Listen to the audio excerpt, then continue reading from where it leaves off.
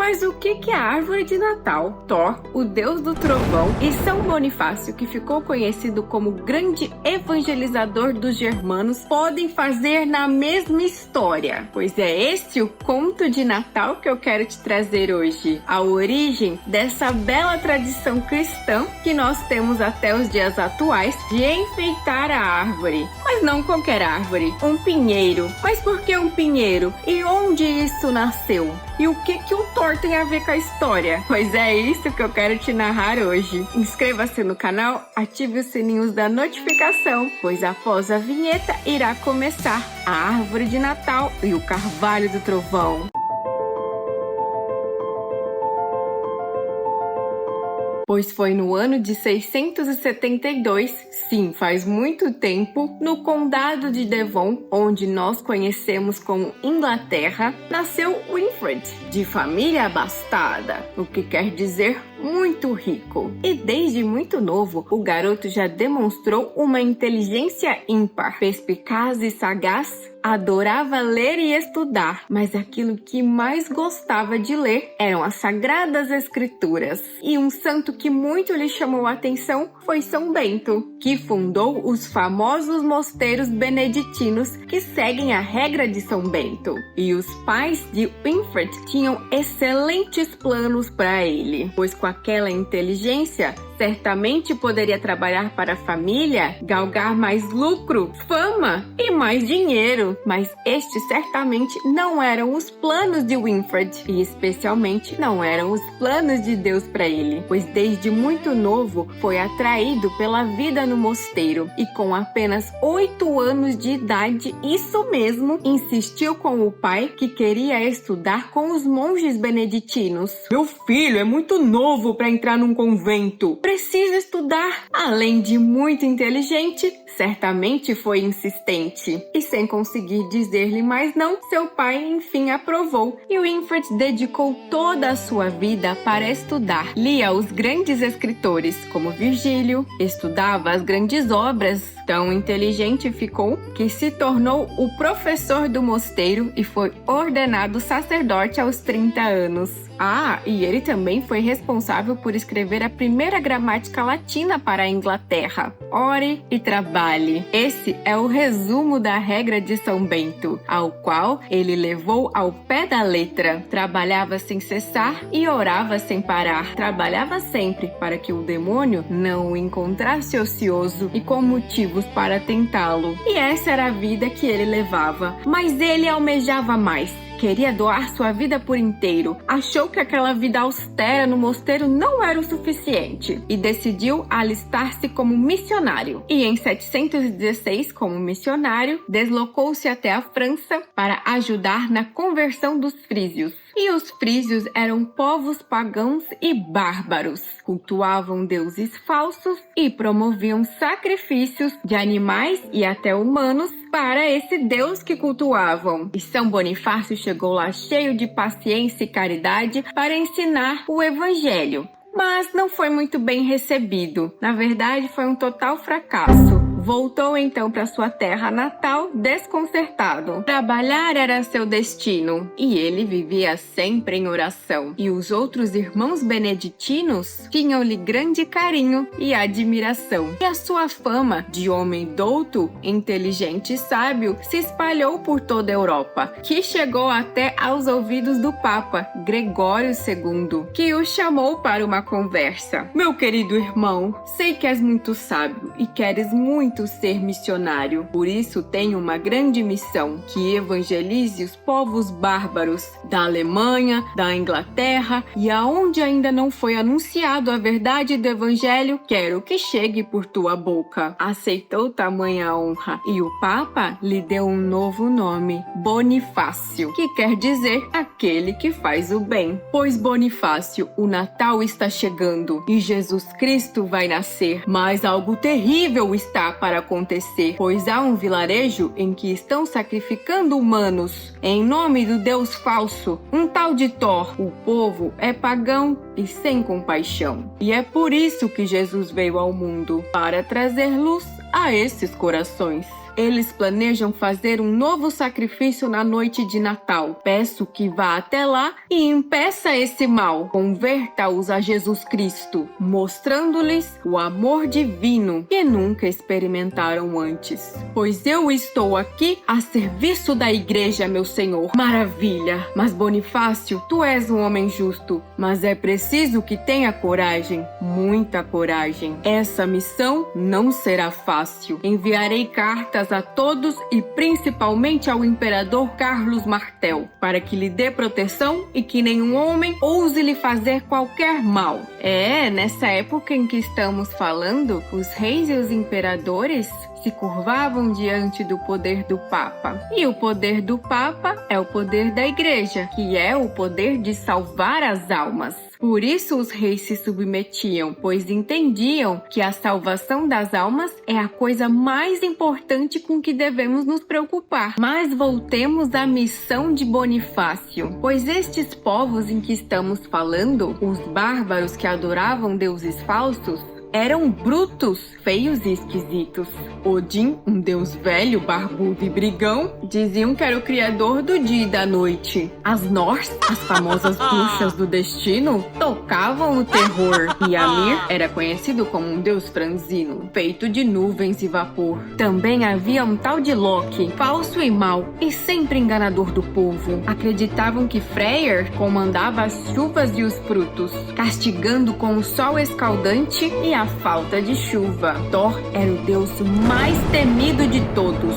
Liderava as tempestades e trovões com seu martelo poderoso, lançando raios pelo céu, derrotando os inimigos. O povo, com medo de Thor, acreditava na necessidade de realizar sacrifícios para apaziguar a fúria do deus. Temiam que, se não oferecessem os sacrifícios, Thor ficaria impaciente e furioso, trazendo destruição ao vilarejo inteiro. E o terrível sacrifício reunia a multidão ao lugar que eles chamavam de Carvalho do Trovão, uma árvore imensa que eles acreditavam que era pertencente ao Thor, e faziam de tudo para proteger aquela árvore dita como sagrada. E Bonifácio, ao escutar tudo sobre aqueles deuses e como eles eram vingativos e poderosos e destruiriam cidades inteiras, não ficou nem um pouco preocupado, pois sabia que todos aqueles deuses aos quais aqueles povos cultuavam eram falsos, pois o único Deus verdadeiro é Jesus Cristo, nosso Senhor, que se fez homem. Preparando-se para sua grande missão de ir até o povo germano para evangelizar, o monge separou tudo o que precisava: a Sagrada Escritura, crucifixo, a vela e o seu cajado para a viagem. E Bonifácio partiu em sua jornada, caminhando em estradas geladas cobertas de neve. Enfrentou terrenos íngremes e muitos apuros, mas seguia corajoso e animado, refletindo consigo mesmo: como poderei explicar a esse povo que ofendem a Deus grandemente ao tirar a vida de um inocente? Os deuses dos bárbaros são falsos, meras lendas sem fundamento. A única verdade é Cristo, o Deus encarnado. E uma forte tempestade de neve começou a cair, obrigando Bonifácio a procurar abrigo. E ele avistou uma pequena estrebaria e foi se abrigar ali, junto dos animais, tal qual o Salvador fez na noite de Natal. E agora ele se deu conta, era véspera de Natal, e ele estava muito preocupado, pois a noite de Natal se aproximava, e com ela o grande sacrifício perpetuado pelos bárbaros. E ele ainda não havia encontrado aquele tal vilarejo, mas determinado a não desistir, acendeu a sua vela e começou a rezar: oh meu Deus, estou perdido, não sei por onde anda esse povo, ajude-me a encontrar o vilarejo e impedir tamanha brutalidade, mostra-me o caminho e guia meus passos. De repente, começou a escutar vozes de longe. O que é isso? E lá da estrebaria começou a avistar um pequeno vilarejo. Deve ser ali. Obrigado, meu Deus. Pegou seu cajado e partiu. O barulho de conversas e algazarra que escutava vinha de uma taberna no meio da aldeia. O local estava lotado, bárbaros por todo lado, música e algazarra. Com licença, perdão por atrapalhar a vossa festança, mas tenho algo muito importante para anunciar. Ele foi recebido de cara feia gritaria e olhares estranhos, e os bárbaros estavam armados, o que deixou um pouco assustado.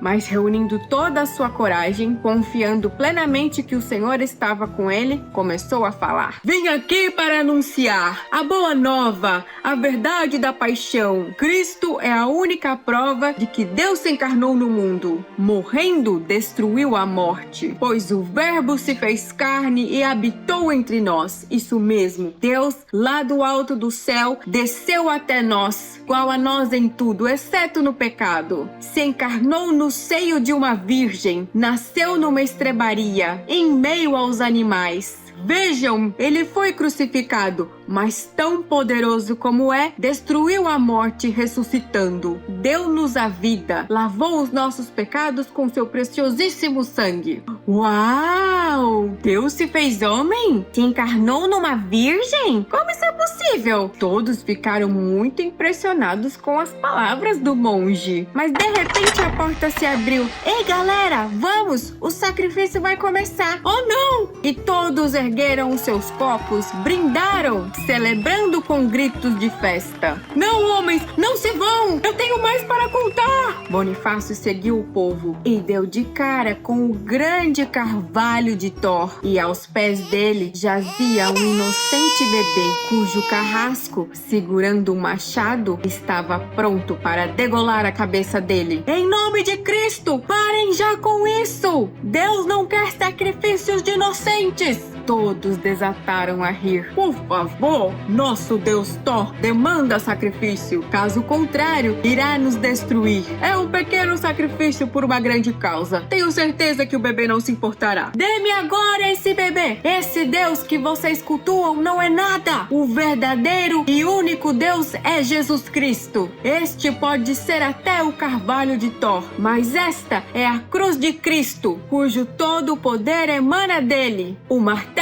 de Thor é pura ilusão, mas o dom da cruz é verdadeiro e infinito. Esse Thor é um deus pagão que não conhece o perdão e sacrifica crianças inocentes. É um falso deus. Essa árvore não é nada. A multidão ficou: Você está louco? Essa árvore é a árvore mais poderosa que existe. Essa árvore não significa nada. A multidão ficou enfurecida com Bonifácio, pois essa é a árvore do grande Deus poderoso Thor, e nada pode ser feita contra essa árvore. Até porque, se causarmos algum dano a essa grande e poderosa árvore, Thor irá nos destruir com seus raios e trovões. E o carrasco, de coração endurecido, sem dar a mínima para as palavras de Bonifácio, se aproximava da criança para lhe matar. Enfurecido, abaixava o seu machado. Uma luta estava para ser travada. Bonifácio foi mais rápido e, com o seu cajado, impediu o carrasco. E com um estalo, o modesto cajado de Bonifácio despedaçou o machado de ferro do carrasco.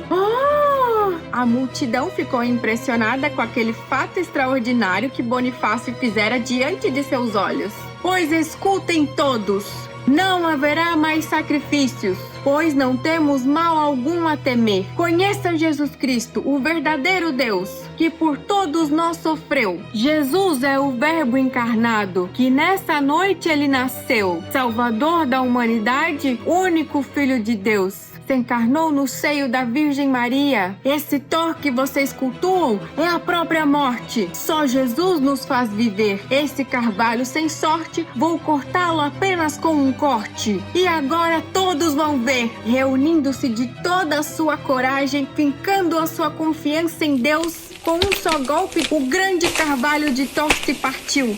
Uau! A multidão ficou maravilhada. Não! Agora a fúria de Thor irá cair sobre nós! Vamos ser destruídos por raios! Salve-se quem puder! Ué, cadê os raios do Thor? O único som que ouviam era do carvalho caindo e se despedaçando no chão.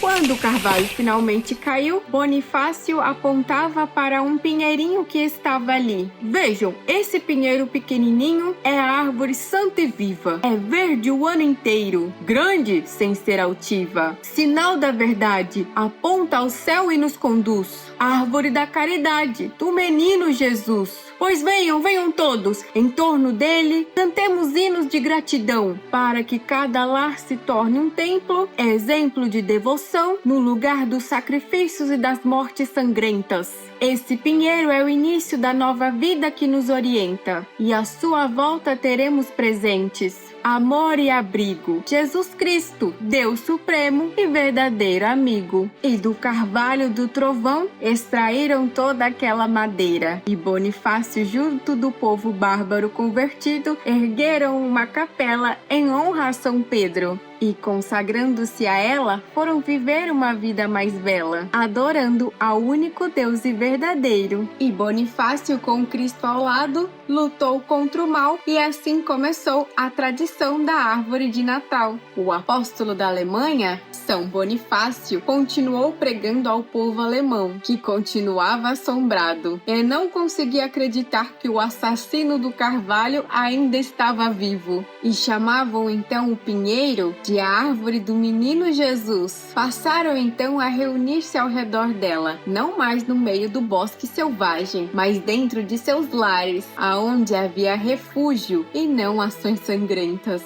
mas presentes amorosos e gestos de bondade. E dessa forma, os alemães começaram essa bonita tradição na noite em que o carvalho do trovão foi destruído, ao qual foi estendida até os dias de hoje, ao trazer um pinheiro aos seus lares, decorando com velas, ornamentos, ao celebrar o nascimento do Senhor. O apóstolo da Alemanha e o seu rebanho nos mostraram o que hoje conhecemos como a árvore de Natal. E você, já montou a sua árvore? Você sabia de onde vem essa tradição bonita? Eu fico aqui. Espero que você tenha gostado dessa história. Não deixe de enfeitar o seu pinheiro de Natal, lembrando-se sempre do menino Jesus. Até a próxima e um ótimo Natal para você e para sua família!